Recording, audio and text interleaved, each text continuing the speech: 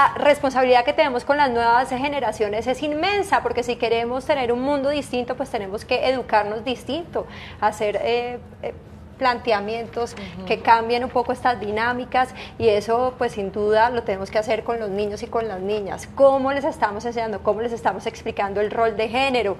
Pues de eso vamos a hablar, porque tenemos con nosotros a una fundación que se llama Niñas Sin Miedo. El objetivo de esta es empoderar y fortalecer habilidades para brindar herramientas para la construcción de los proyectos de vida de las niñas. Tenemos invitadas muy especiales, Luisa. Sí, señora. Me encanta, antes de mencionar eso, me encanta Niñas Sin Miedo, porque es que nos crían a veces con tantos miedos. Sí.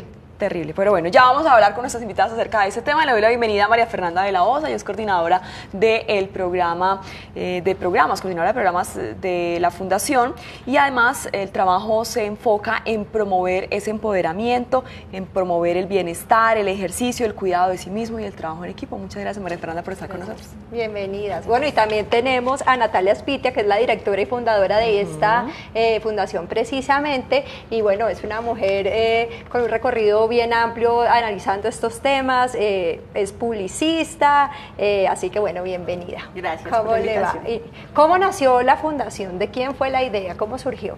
Bueno, les cuento, la fundación nace a raíz de una experiencia personal. Hace 4 años pasé por un episodio de violencia sexual, un intento de abuso sexual cuando vivía en la ciudad de Buenos Aires. Por mucho tiempo tenía muchas ganas de hacer algo alrededor del emprendimiento social, y en un momento de mi vida una persona me sugirió aprender a montar bicicleta, porque yo a partir de ese episodio siempre tenía muchos como ataques de pánico en la calle. Esa persona me dijo, bueno, ¿por qué no aprendes a montar bicicleta? Esto de pronto te puede ayudar. Y yo en ese momento estaba pensando en emprender, pero no sabía cómo por dónde empezar, que es lo que nos pasa a muchos, como quiero hacer algo, pero no sé qué. Cuando ya aprendí a montar bici, digamos que este ejercicio fue muy importante para mi vida, porque aprendí a los 27 años. Yo no he aprendido, así que bueno. Bueno, vamos a aprender. Y esto fue como un gran hallazgo en mi vida.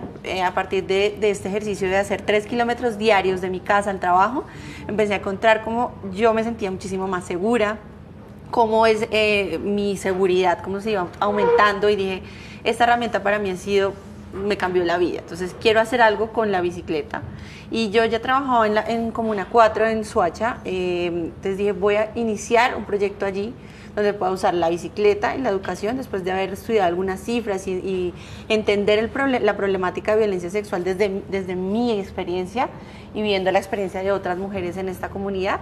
Dije, vamos a empezar este proyecto usando la bicicleta y la educación. Vamos a probar, sin dinero y sin nada. Con una idea, con ganas, y bueno, y ahí surge entonces la fundación. Ahí surge la Fundación Niñas Sin Miedo, que surge hoy, hace 2 años empezamos, o sea, hoy es nuestro aniversario número 2, y empecé yo sola.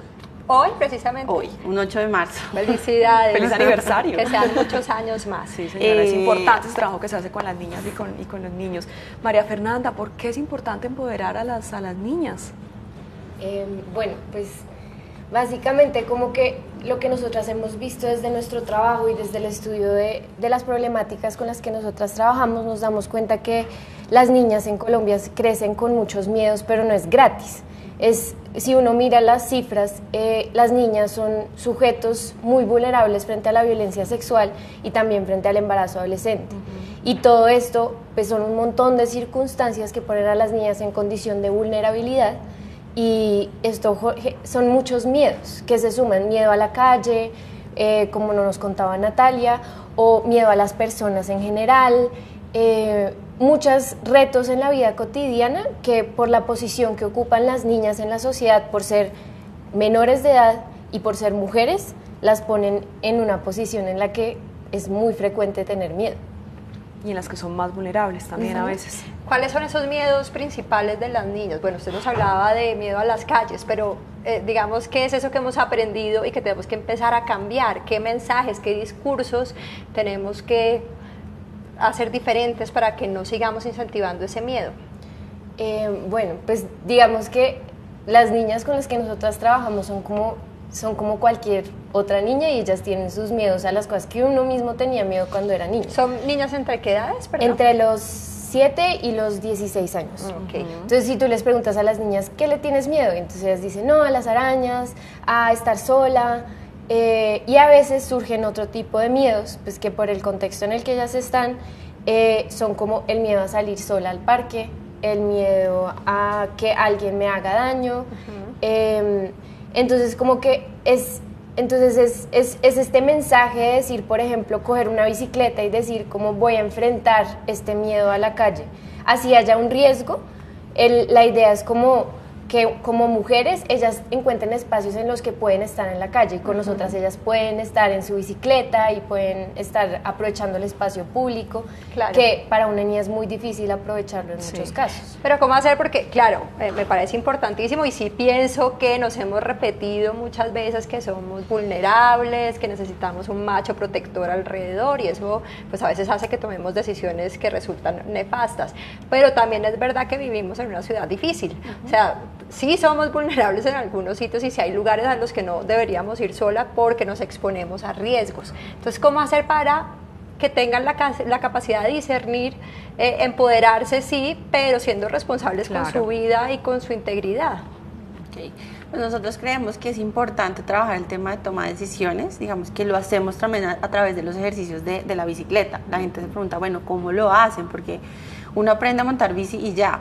Nosotras hemos creado como una metodología donde a través del aprendizaje de la bicicleta podemos hacer diferentes ejercicios para promover derechos, para promover tema de toma de decisiones, para adquirir seguridad sobre ellas mismas. Entonces hablamos del poder del yo sí puedo. El poder del yo sí puedo es ese que nos permite cada vez que nos caemos levantarnos.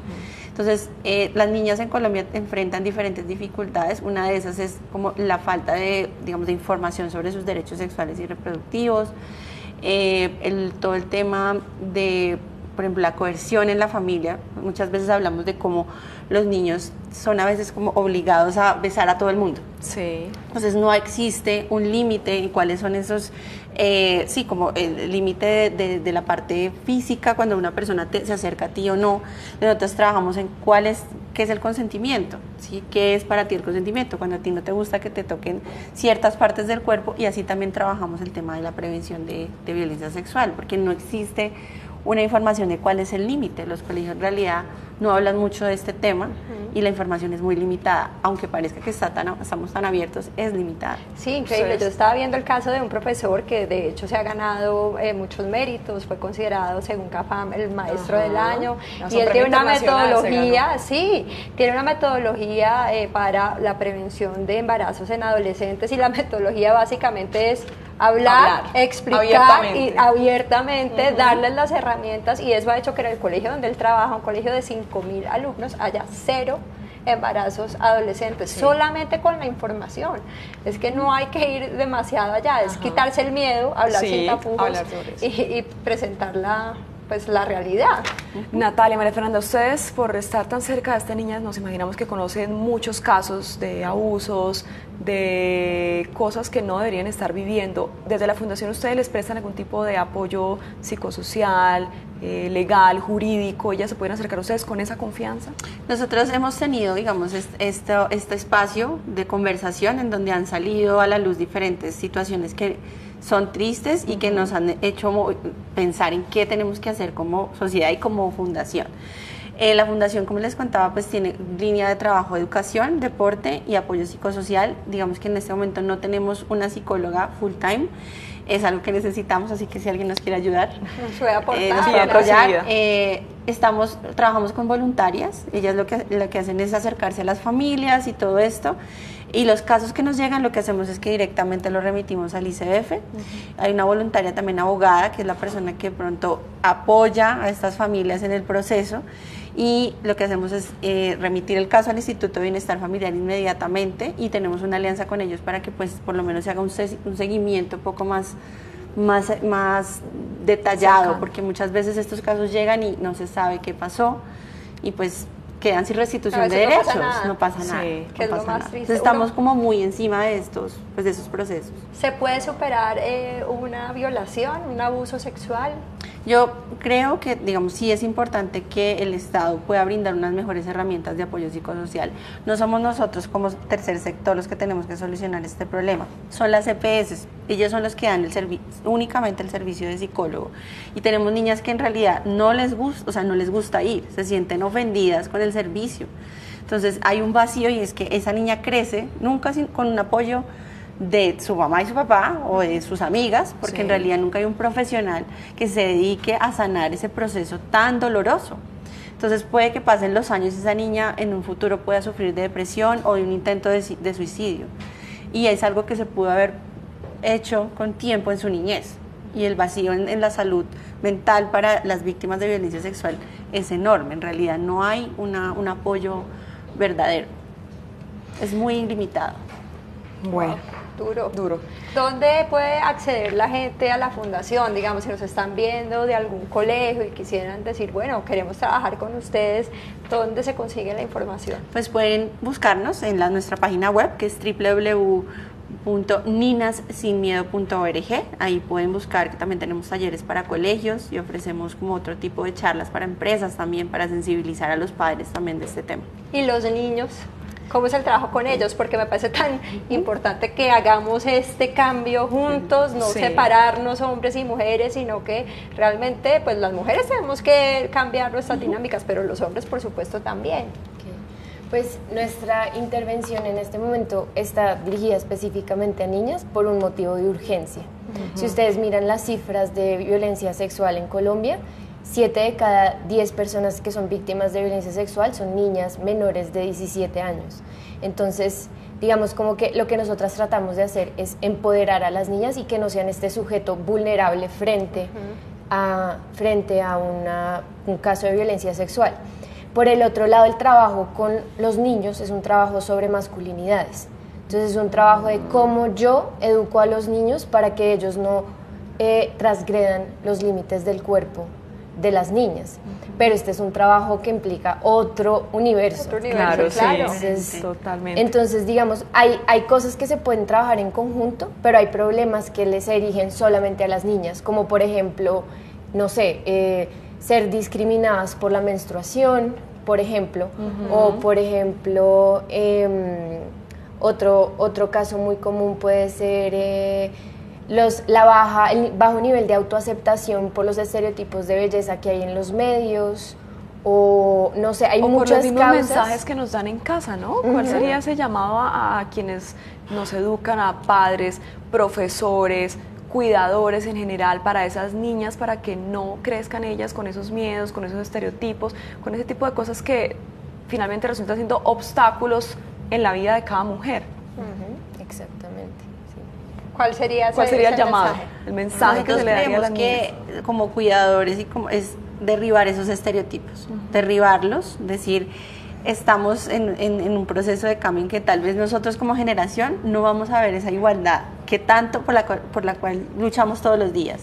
Pero realmente la fuerza es derribar esos estereotipos, porque en los colegios también se ve eso, o sea, una niña que puede pedir, o en el sistema de salud, una niña que pide un anticonceptivo en su EPS puede ser discriminada por el médico directamente y puede ser juzgada por un montón de cosas y simplemente no puede ejercer su derecho sexual y reproductivo a adquirir un método simplemente por ser una niña de, no sé, 16 años.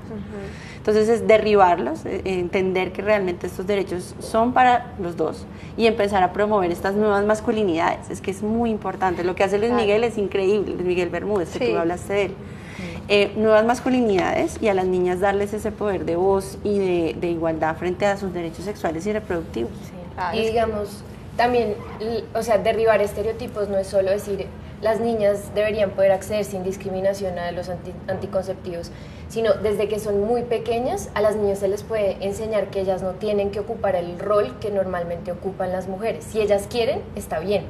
Pero digamos, por ejemplo, nosotras trabajamos mucho con la distribución de roles en el hogar y hemos aprendido mucho de eso porque de cómo las niñas piensan, porque la gran mayoría piensa que quienes se tienen que cargar de los roles del hogar son las mujeres, pero también tenemos una casa en la que no sucede esto. Entonces una casa en la que el papá se encarga también de barrer, también de lavar los platos, también de cuidar los niños, Y entonces es desde muy pequeños que los niños construyen las ideas de lo que deben ser los hombres y las mujeres. Sin duda, porque estamos frente a una nueva feminidad, eso es indiscutible. Las mujeres hace ya un buen tiempo estamos insertas en el mercado laboral, hemos adquirido responsabilidades económicas y eso hace pues que ya no estemos dedicados al hogar 100%. Sí. Ante esa nueva feminidad es urgente una nueva masculinidad y es interesante mirar que muchas veces nosotras, las que somos mamás, cuando el papá cambia el pañal de un niño le damos las gracias, como si nos estuviera haciendo un favor. No nos está haciendo un favor, está cumpliendo con su rol de ser padre de esa criatura, pero pues lo tenemos como, no, es que él me ayuda mucho, ay, tan divino que se levantó a cambiarle el pañal. Bueno, pues es también que hagámoslo juntos, yo estoy aportando a la casa, tú también aporta con las labores del hogar y juntos complementémonos, ¿no? Yo creo que esa es una nueva era a la que tenemos que hablar, no es que hombres y mujeres estemos en una pugna, no, todo lo contrario, es que nos podemos hacer la vida mucho más amable. Pues muchas gracias. Gracias por la invitación. María Fernanda, Natalia, por acompañarnos y por ese trabajo tan lindo que hacen con las niñas y empoderarlas siempre. Muchas gracias. Son las 7 de la mañana, 33 minutos.